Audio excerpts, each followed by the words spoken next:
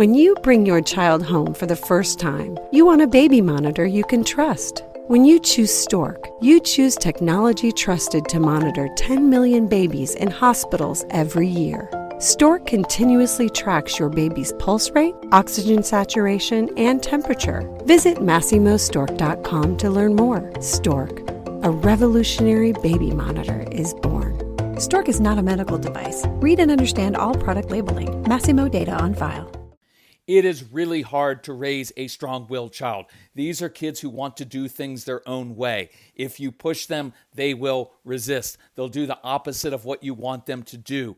They don't care about consequences. And so you're going to get frustrated. If you're married, you're going to fight over this because one of you, usually the husband, but not always, some of the moms out there, you're like this, right? You're going to go my way or the highway. I'm going to show this kid who's boss. And good luck with that because they're fight or flight kids. They may fight you for a while, create more division in your marriage, and then eventually they'll just shut down and not do anything. And you're going to be like, well, we'll just do consequences. You're like, they don't care about it. And so one of the other parents, you may have swung too far the other way and you're too sweet and now your child doesn't listen to you. They actually don't respect you sometimes and it just doesn't work. And you find yourself kind of getting run over. So how do you strike that balance? We don't want to be authoritarian, but we don't want to be too soft. So that is what we're going to discuss on this really important episode of the Calm Parenting Podcast. Welcome. This is Kirk Martin, founder of Celebrate Calm. You can find us at Celebrate Calm. If you need any help, reach out to our strong-willed son, Casey, Casey, at celebratecalm.com. Tell us about your family, ages of the kids. What are you struggling with most? We get together as a family, we discuss it, we reply back to you personally, and usually very quickly with some very practical tools because that's what we do, and this is a really hard mission. So, many of us were raised in authoritarian homes. My dad was career military, kind of that my way or the highway colonel who only knew how to do relationships based on rank. His 4 boys were his enlisted soldiers who he commanded and scared through fear and intimidation. Some of you were spanked, abused, beaten down verbally and emotionally. You learned to be good to keep from getting yelled at or hit and to earn your parents' approval, right? Or to keep from getting yelled at all the time. Now, look, there were some good aspects of how we were raised back in the day. Now, some of it was society was different too because we had lots of freedom to be outside. We didn't come home until the streetlights were on. We had time and space to fail and make mistakes. We were very independent. We also learned how to figure some things out by ourselves. Now, some of us were abandoned, so that was too far. But a lot of times, some of that was very good of giving us space to figure things out, and we did. But I don't want to conflate or confuse that with the damage that was also done. Quite simply, I learned to listen to my father because I flat out feared him. I feared the look in his eyes, his disapproval, his loud, intimidating voice, the sneer on his face, his physical intimidation. I behaved well for him, but I didn't ultimately respect my dad. And my dad went to his grave never really learning how to connect with his 4 sons and never really earning our respect, just our fear. So look, when I became a dad, I gravitated to what I had seen modeled for me. I yelled at Casey, I stood over him, I shamed him, I tried to change him until I finally realized I was the one who needed to change because I couldn't even control my own emotions even while I was telling him, you need to calm down. I was yelling at him. And I finally learned the only person in life I could ever really control it is myself. I hope you will work on that because it will change your entire life. And I learned that by changing myself, I could change my interactions with my son, how he responded to me. And that's when I made the transition from authoritarian bullying to an authoritative leader. And I want to start to define that in this episode and give you some tools of how you can do that. Now, some of you are a lot wiser than me, and you said, hey, no way am I visiting that pain on my kids, and you ran from anything resembling the authoritarian approach. Others have had the same instincts, but you may have swung too far in the other direction, and you're sometimes too sweet, too soft, and you find yourself getting walked on. So first step today is let's define exactly what we want and what we mean. So let's define a good authority figure, because I don't want to throw out, right, things like, oh, authority figures are all bad. Now, I have a natural bias. I'm strong-willed. I don't like authority figures. But I want to define there are good authority figures in our lives. So here's how I define it. A good authority figure is curious, asks questions, listens well, provides wisdom and perspective to lead kids, to lead others, employees, to healthy solutions. A good authority figure treats other people with respect. A good authority figure doesn't take things personally. They welcome questions. They're easily approached. They respond with patience. A good authority figure provides clear, consistent boundaries. Good authority figure can control his or her emotions and words instead of trying to control other people. Notice that nothing in these qualities leads authority figures to abuse their power. Neither does it lead them to get walked on. Also notice a lot of us have a very skewed view of authority figures based on how we learned about God. And I'm addressing that in a totally separate kind of little venture. It's at the thealternativechristian.com. There's a podcast where I'm kind of addressing that because it really bleeds into your parenting. If your parent or a church leader was abusive, a very authoritarian, well, that's going to affect your life. And I want to kind of deconstruct and unwind that and then reconstruct this in a very healthy way. So one of your most difficult challenges in making this transition healthy is unraveling and deconstructing what you may have learned as a child, because that becomes deeply ingrained inside of you, right? Like, how many of us were raised like, well, if you don't use the rod, if you don't spank or correct that child, he's going to grow up and be defiant, and you're weak. If you let him get away with things, and you're going to wrestle with that because that's deep inside of you. If you don't let him get away with things, he's going to be rebellious, and you're going to reap the whirlwind. And some of you are going to have to struggle with this because your parents disapprove of how you're parenting now, and you're getting judged by your family. And that's always going to happen with a strong-willed child because they just don't understand how hard. Look, we already know what was harmful and destructive about that. Using fear and intimidation to get good behavior. You're just getting good outward behavior, but you're not building connection. You're not building a relationship. You're not building trust, and you're ultimately not teaching the child anything except don't do this or you get the belt or you get in trouble and consequences. We're not really teaching them how to be successful. The harsh words, the harsh physical punishment, it just doesn't work in the end. And especially, look, there's a difference here too. With a more compliant child, you don't even have to really do anything. You just look at them and then they want to please you. And so everything kind of works. But we're talking about a strong-willed child whose spirit can be crushed and these are sensitive kids who are also very tough kids. So you're going to have to take a different approach. And one of the worst parts of that old authoritarian model was that it broke down any communication. It taught kids you're not allowed to speak up, you're not allowed to question anything. And so it created an entire generation of kids who bottled things up and who never learned how to speak up. You know what it also did? It created a generation of kids who got abused by the church in many ways because, well, we were afraid to speak up against an authority figure because, oh, we're going to get sent to hell for that. Or it raised a generation of girls who grew up who didn't know how to speak up, and so they married controlling men. Look, I guarantee you at least 40% of you listening to this made that mistake. And you didn't learn to speak up. You don't know how to, and you're caught in this vicious cycle. And it's literally, it can ruin people's lives in the long run. Now, here's what was helpful and constructive, and we mentioned some of this. We had space to fail. We had space to be mischievous as kids and figure things out. Look, our parents weren't overly involved with grades and overly involved trying to fix our spats with our friends. We figured that out ourselves. And so we didn't have all the pressure. Sometimes us being very connected with our kids equates to our anxiety about their future dumping all over our kids, and they're under so much pressure from a young age about getting good grades so you can get to the right school and the right college. That's not good. Our parents did not walk around obsessed with our happiness. Because, right, just think about this. I had 3 brothers. We went out in the summer and even after school, it was you went outside and you were gone.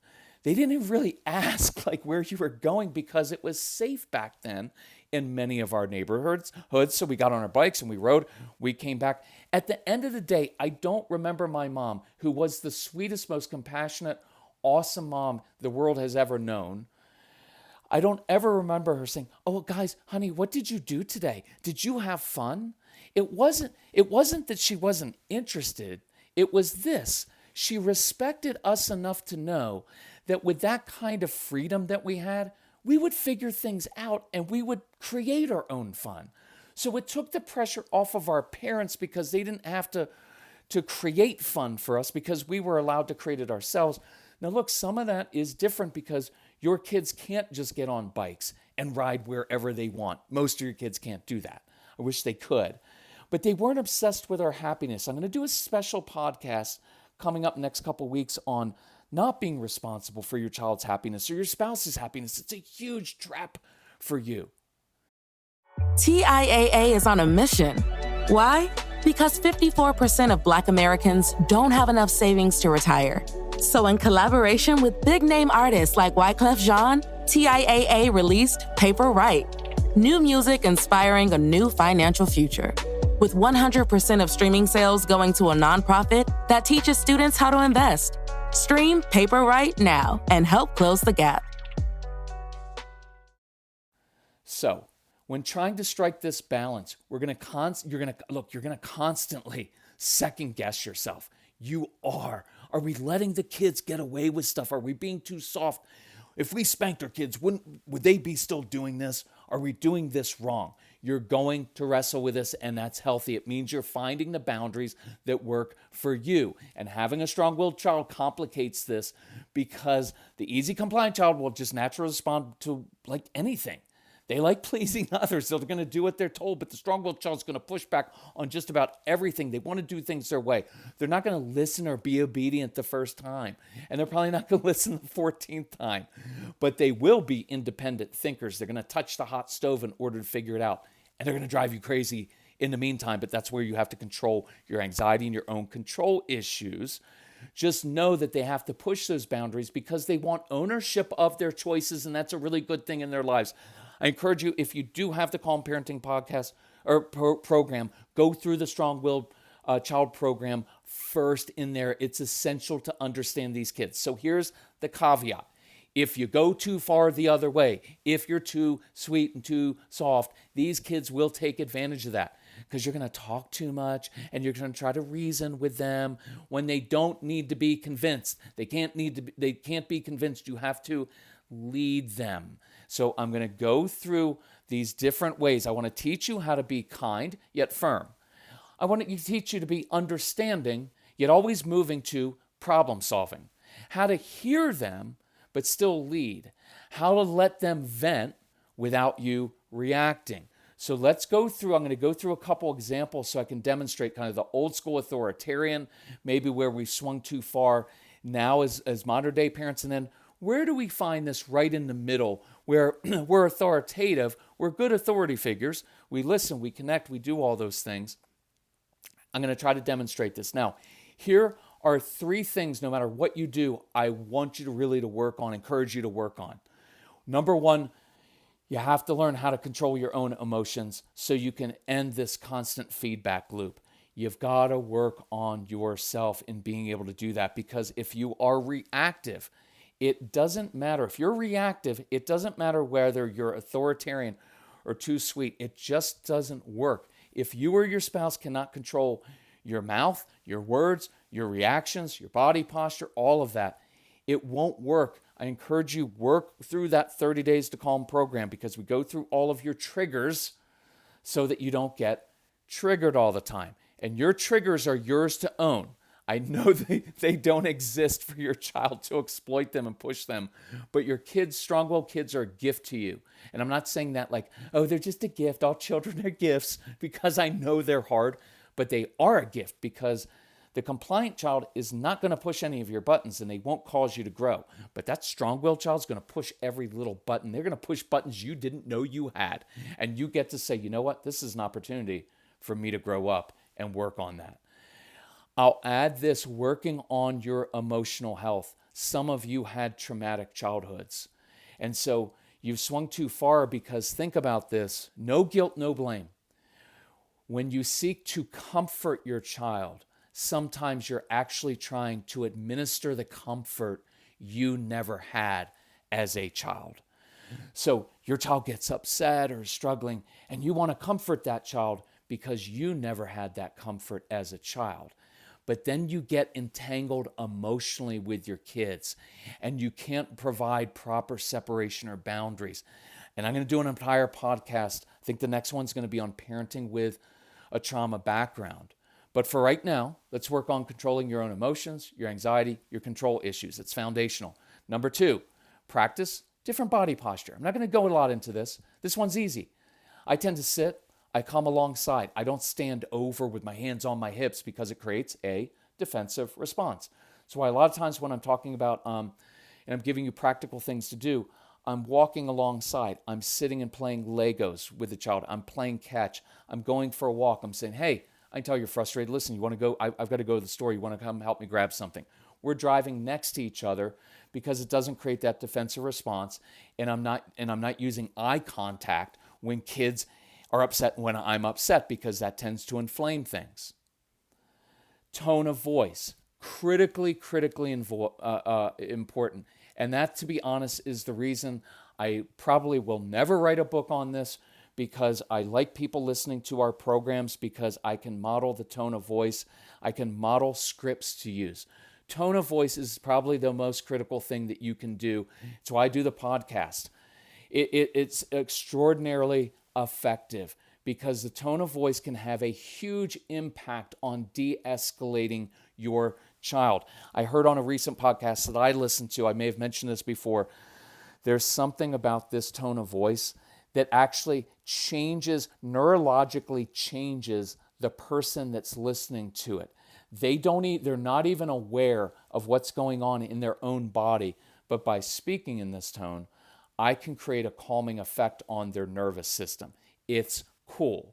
So we don't want the yelling and threatening voice, but we also don't want the really sweet, overly sympathetic or empathetic voice, because that sounds condescending and weak to a strong-willed child. And I'm asking you to get outside of, look, this is hard, those of you with a trauma background, get out of how you hear it, what you want to hear, and understand what your strong-willed child, how they see the world, how they hear things. Because to them, it sounds condescending and weak. And I don't want that. So, look, we get this, parents will send in like, oh, I want to send you a video of our interaction of our kids during an emotional upheaval. And much of the time, here's what strikes me. And there's no blame and guilt in any of this. I just want us to change what doesn't work. I watch the kid and I'm like, yep, looks like a good meltdown to me. Totally get what the child is doing. It's not throwing me off at all. Kind of expect that. But I watch the parents trying too hard. They're trying too hard to be understanding and to problem solve. And they keep talking and talking and talking, because you've told, well, you just need to problem solve with your child and ask them lots of questions. And I like being curious and ask questions. But there's a time when we just need to be quiet and let the child process. Because the child in this moment, when I'm watching the videos, I'm like, please just stop. You're irritating me. You're trying too hard. Sometimes you need to learn to just stop talking and to lead, or just leave them alone to process what they're feeling and lead them to a different place. So here's kind of how it sounds sometimes. The old authoritarian approach, my dad's, was wipe that smirk off your face, yelling, threatening. If I have to tell you one time, it's demanding, I'm going to get the belt, all those things. And what's really the worst part of that is I'm completely out of control when I'm doing that. And so now I've lost control. The child's in complete control. The sweet tone, too sweet, is, sweetie, Mommy can tell that you're really struggling with your emotions right now. Do you want to identify your emotions? Look, all I can tell you is the strong-willed child, here's what they hear. It just sounds like weakness. It's like, no, it's like when you're told, someone tells you, oh, you just need to calm down. That sounds kind of condescending. It makes us angry. And it's just, it's like we get sucked into this thing in this sweet tone where it's like, let's live in this life where we just talk about our emotions and we live in it too much. And I'm going to show you how to do that differently so we can talk about their emotions, but we help them know what to do with their emotions. Because I think we've been told a little bit of a lie of, well, let's just sit and talk to our kids about their emotions. That's annoying. And it doesn't lead to anything except like those of you who've done therapy for 10 years and nothing's really changed because you just talked about stuff the whole time, and that's not effective all the way, always. So the authoritative voice and what we like is, oh yeah, if I were you, I'd be frustrated too. See, that's a statement of truth. I'm identifying with a child. Let me play this out and I'll go into it a little bit more. So remember the goal we have here with raising a strong-willed child. I'm not going to use with disciplining because it's too loaded, but remember the word discipline means to teach. My goal as a parent is not to discipline my child. It's to teach my child so he can be or she can be self-sufficient later in life and have tools. So my goal, build connection and relationship. Number one above everything else.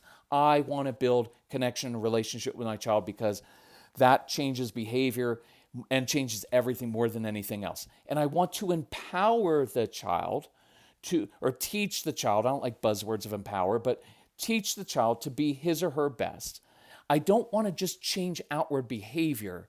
And I even I get icked out sometimes. Well, we just want to change their heart. I want to give kids tools so they can learn how to handle tough situations. Because sometimes that very Christian-y thing of like, well, let's just talk about your heart attitude. That's so like, no, I'm not trying to change your heart. That's not my job either. I want to give you some tools. I will eventually soften my child's heart by the way that I interact with them. I create trust. That changes their heart. But I don't try to change. Here's the difference. This just hit me. My goal isn't to change their heart, which then changes their behavior. I'm changing my relationship with them. That in turn changes their heart. But the goal isn't just to change them. So think about this. The old school authoritarian approach changed outward behavior, but it tended to ruin the relationship. Don't want that. The too sweet approach, well, at least we've got the connection. And I love you for doing that. You've got the connection. But the child doesn't always respond, and we don't always give them tools to change. We're just being overly sympathetic. Now, the authoritative approach, calm approach is, well, I build the connection and I teach the child and give him the tools to be his best. So let's use this example. And I've done this before, but I want to break it down. So anxiety, kids would struggle with anxiety. You have a child, probably strong-willed child, who struggles with unknowns, things that are out of their control, things that are out of their control cause them anxiety. It's why little things going wrong trigger meltdowns, why they're bossing, controlling, why they cheat and quit and change rules at games. They're just trying to control the outcome of the game because unknowns trigger anxiety. And we have a huge advantage now over our authoritarian parents because they didn't understand any of this. They didn't have parenting books, right? So it's time for that new Taekwondo class you're taking your child to, and you call to your child to come downstairs to go in the car, do all that. And he or she resists, begins making up excuses. And here are the three examples of three different ways to deal with this. Now, here's the old school authoritarian. It's an angry parent who stood on the stairs or in your doorway and barked, yelled, or demanded, I'm not going to ask you again. You get your butt in the car now, or I'm going to tan your behind. I remember my dad saying it. I didn't know what that means. He was going to tan my butt. But, right, enough. And if you were smart back then, you obeyed, and you kind of went sobbing to your class, except when your dad was like, wipe those tears up, I'm not raising all those things, right? Because you don't want to make your mom or dad angry. You don't want to get the belt. Obviously, not a good option. Our parents got us to the car and to the class, but at the cost of trust. When bigger things came up, huge point. I'm reading a book about Catherine the Great, Empress of Russia in the late 1700s, who had a horrible childhood. And what she realized later in life is when you were really tough with kids like this and too hard on them, they learn not to speak up. So when there are things that are going on in their lives, they won't come to you and speak up. Fortunately, she had a governess at the time who took she had gone through the Calm Parenting Program 1700 style, not downloaded to an app that you get so you can share with your spouse and your family. But anyway, she knew how to draw Catherine out. And so Catherine became a more balanced person, although she was authoritarian because she was the Empress of Russia. But so that authoritarian approach, we don't want that. Now, the overly sweet response doesn't work either, because you might come in and sit down next to the child on the bed. Good, I like that. But then sometimes we begin to frown with a sad face, so we're commiserating. Oh, honey, I can tell you're really upset. Would you like to talk about your emotions? And your child's like, no. And then you'll begin to talk endlessly, asking the child all kinds of questions about his or her feelings, right? Like, what are you feeling right now? I don't know. And then everybody gets really kind of frustrated right then. And then we may, as that parent, try to make it all better, sometimes try to bribe the child, sometimes even convince them that they don't have to feel upset or they don't have to feel anxious. And then we try, well, what if we leave now? We stop here, and then bribery doesn't work. And so finally, sometimes we give in and we're like, well, I can tell you're really upset, so let's just stay home tonight and we'll start next week. Now, I'm not saying that's always wrong, but when that becomes the mode that you do all the time, then the child, we don't end up giving them tools to face hard things. And then it creates this entanglement of emotions, and I don't think that's healthy. So, what's the authoritative approach? What's the calm approach, which I think is in the middle of there? So I hear that resistance. And instead of reacting, I whisper to myself, okay, control myself, slow my world down. I want to get to the root of the issue. I've got a child who doesn't want to go to Taekwondo. We're on a time limit. I don't want to be late because I get triggered, because when I was a kid, if you were late, you were in trouble. And I don't like that. I don't like to disappoint people. And I don't want to walk in at the end to be a bad parent. All those things go through my head, and I have to control myself first. So I walk into the room. Sometimes I sit, sometimes not. And I ask, hey, is your stomach a little bit upset? And I get the little head nod. Well, of course it is. You should be a little bit anxious. You should be nervous. You're going to a new place where you don't know anybody and you don't know what to expect. Look, I feel the exact same way when I go to grown-up parties, when I've got meetings at work, or I do presentations with clients. My stomach's always a little bit upset. So watch what I've done. I've just normalized the child's feelings instead of endlessly trying to figure them out. See, the child doesn't really need to identify his emotions.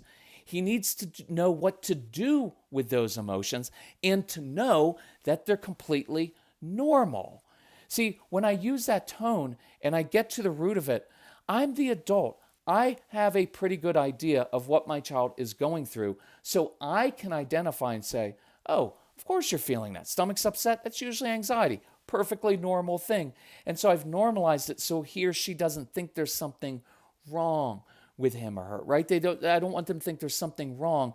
And I'm not trying to convince the child that there's nothing wrong and that everything's okay. And I'm also not dismissing it like the old authoritarian. You know, when I was a kid, I didn't worry about those things. Just get your little butt in the car, okay? And so my tone is even and matter of fact. And I want you to hear this. I know it will sound cold to some of you, but it's not. It is so encouraging, is so reassuring to a child. It shows that I'm not thrown off by their emotions and their behavior. It shows that I'm the adult and I can handle this. See, when you're yelling and threatening, all that conveys is you can't handle someone else's misbehavior or moods. It just shows that you're powerless in that situation. And I'll speak to the guys here, like, I want you to know, you think it's like, well, I just need to let them know that I'm in charge. It shows the exact opposite. You're not in charge because you can't even handle your own emotions, your own voice when someone doesn't do things the way you want them done. It's the exact opposite. It actually ruins your authority. They don't respect you because now you're freaking out and you're 35 or 40 and they're 7. So, and the overly sweet tone, and I want you to hear this, please. It says, I don't know what to do either, but I know that I don't want to be harsh, so I'm just going to be really sweet. I'm going to pepper you with questions and say everything's okay. See, that also communicates that you're not in control of yourself and you're not the leader that they need. But see, this tone that I use, it's a confident tone. And you've got to practice this because it doesn't sound emotionally sweet. But I implore you, talk to your strong-willed child differently. I'm normalizing the anxiety. I'm saying, I've seen this before, so that me, the adult, I'm a source of help here. Instead of a source of pity and empathy, which often conveys you can't handle this. And now I lead. Hey, you know what I found in life? I found when I'm anxious, if I get there a few minutes earlier, I've got a mission to focus on, really helps me out. Listen, I'm going to go grab my coat. Why don't you meet me in the car in 5, and then we'll come up with a plan. I can add to it, hey, I know this is hard, but I also know you're a courageous young man, courageous young woman. You can handle this. You're going to have a great time. I don't have to add that, but I kind of can. But that's kind of short and sweet. I'm not dismissing the child's emotions. I've acknowledged it. I just didn't leave the child there wrapped up in all of those emotions. I'm leading with confidence. I'm giving some space. I really like, instead of telling the child what to do right away, I've imparted some wisdom. Hey, here's what I found when I'm anxious, if I get there a few minutes early. I just gave him an idea. And now I said, I'm going to grab my coat. I'm giving the child some space. I'm not standing over him. Make your choice right now, what you're going to do. And I'm also not just laying there with him, right? Kind of leaving him there and like, I know this is really hard. I'm leading that child because I do want to teach kids how to deal with hard things in life. And this is a hard thing in life that they are going to struggle with. See, now I gave them a tool. Hey, listen, here's what I found. I get there a few minutes early, and if I have a mission, and you know my long-term, my solution for anxiety in this situation is to have the Taekwondo instructor give your child a job to do and say, oh, I need your help. Every week I need you here 5 minutes early. When you get here, you're going to help me rearrange the cones, set up the mat. You're going to help me out because you're a good helper, and I need that help. You up for that? Most of your kids are going to do that. So next week when this happens, it's, oh, yeah, of course you're anxious. Remember? Hey, your instructor, remember he said he needed your help? And now they'll go. So I gave them a tool for the rest of their lives for dealing with their anxiety, and I've led them. So let me give you one more example of how to handle this. If you want more, definitely download all the programs to the app and work through this with your spouse and your family. On that app, we're going to give you dozens of scripts and specific action steps. If you need help financially with our program, just email Casey at Celebrate Calm. He'll help you out. So let's do this quickly. A child's getting mouthy, talking back to you. The old school approach was to shut that down very quickly. Wipe that smirk off your face. You say another word, you're going to get the belt. Why do you have to be so difficult and defiant? None of those are helpful. They're all hurtful. They ruin trust. They guarantee your child can't speak up for yourself. And then they end up marrying a controlling spouse. They're going too sweet is the other way. You know, honey, that hurts mommy's feelings. We don't use those words around here. And you know what your strong-willed child is thinking? Yeah, well, I just use those words around here. What are you going to do about it? It's too syrupy sweet.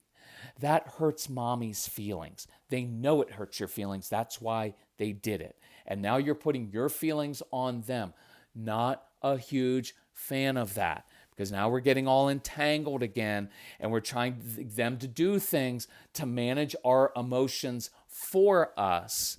And that gives them too much power. Your child already knows it's wrong. That's why they lie about things. They already know what they said was wrong. It just leads to more endless discussions and talking, and it's counterproductive, and you end up getting walked all over. And I want you to hear this, even if this is hard for you. Sometimes with a strong-willed child, when you go to like, we don't use those words. We don't talk like that. You know what they're really thinking? Seriously? You're talking to me like that? Like I'm a baby? Come on, talk to me like I'm an adult. Even if they're 4. If they're 7, if they're 9, they're like, come on, talk to me like an adult. I already know what I did was wrong. The authoritative, connected, calm approach. This is what I would say to Casey. Hey, Case, listen, when you talk to me like that, it just tells me something else is going on. Usually you talk to me like this and have that tone when you're anxious, when you're frustrated, disappointed, or you're hungry. So if that tone's not going to work with me, you're going to end up losing all the stuff you enjoy in life. Look, when I give consequences, it's not my main thrust. That's why there's no energy behind it. It's just not going to work for you. There's no energy in that. But see where the energy goes. Here's another option. I know you're frustrated. Something's going on. So I'm going to go do X. I'm going to grab some chips. You grab some salsa. When you're ready, come grab me. We'll go for a walk. We'll eat a snack. We'll go for a drive, and I'll help you out. So that business-like tone that may sound cold to you is actually very comforting. It provides a lot of security because I'm acknowledging that there's something else going on. I'm not dismissing that without getting too deep and wallowing there. But I'm also giving clear options. I'm giving an invitation of, hey, I'm the adult. I've seen this before. I did this before as a teenager. Instead of they're reacting like, I can't believe that you would talk to me like that. Or, when I was a kid, if you talked to my parent like that, you would have gotten the belt. Instead of doing all that, I'm secure in this. Hey, I did this before. It tells me there's something going on. And so if you continue doing that, it's just not going to go well with you, and I'm not going to get drawn into a big argument with you. I'm not going to get walked all over because my tone says, I don't need to get walked all over. I have an answer for you. I have a solution. And now when I say, and this is for another podcast, but hey, when you're ready, if you want to come grab me. See, now I gave him ownership over his choice of when he or she comes to me. And then that helps calm down. And then I walk away and I give a little bit of space and I invite them. See, I'm not like, go to your room until you think about your actions. You can talk to me in a good tone. Go into the room. I'm not solving anything with that. There's nothing wrong with that, but it's not the highest ideal here. I actually want a good authority figure draws people to him or her. Why? Because I don't need anything right now. I don't need you to be nice to me. I don't need you to talk to me in a nice tone. I'm letting you know that tone doesn't work ever, and you know that, right? You know that. See the tone here? I'm treating him like an adult. If you talk to me like that, it's going to, it's too syrupy, and the other approach is too harsh because we shut everything down. Look, Case, I'm willing to have a grown-up conversation here. You talk to me like that, things aren't going to go well. They just don't. It doesn't work for you in life. When you talk to a boss, when you talk to a spouse, when you talk to your kids, when you talk to anybody like that, it just doesn't work. You know that. But take a minute to process. I'm going to be over here. I'm going to go grab some chips. I'm going to go for a drive. When you're ready, come get me, and I'll help you out with whatever you're struggling with. And I give him some space to calm down. And when he comes down and talks, now I can say, okay, so what's going on? And we can have a great discussion. So this week, let's practice this. Let's practice. For some of you, you're going to have to start with the basics of just learning to control your emotions, learning not to react. Work on that. And let's practice not yelling, but also not being too sweet. You're connected, you're firm, you're kind. Just about everything we do, every podcast, all of our programs go through how to make this transition from authoritarian to authoritative, hate these words, calm, connected. Let's just call it that. Calm, connected, problem solving. So, love you all. I know this is hard, but let's practice it. And as you practice it, it becomes easier. It becomes part of who you are, and your responses get easier. And if you download that app, just download. Look, if you're doing this for your spouse, your husband, i.e. your husband, just download onto his phone, or I'll send it directly, the Dad's program. That's it, just to begin, so he doesn't get overwhelmed with stuff like, oh, we have 12 new programs. We have 30 hours of parenting materials to listen to. We're going to change our entire parenting paradigm. It's too much for a dude. We check out. Hey, hubby, I'm going to listen to these 12. You just listen to one. Internalize it. Then let's talk about it. Let's wrestle with this. Because, can I add this? Some of you may need to say this. Hey, you know what? I know I get on you because you're overreactive and sometimes you're too harsh and too tough and you yell too much. But you know what I've realized? Sometimes I'm too soft and too sweet.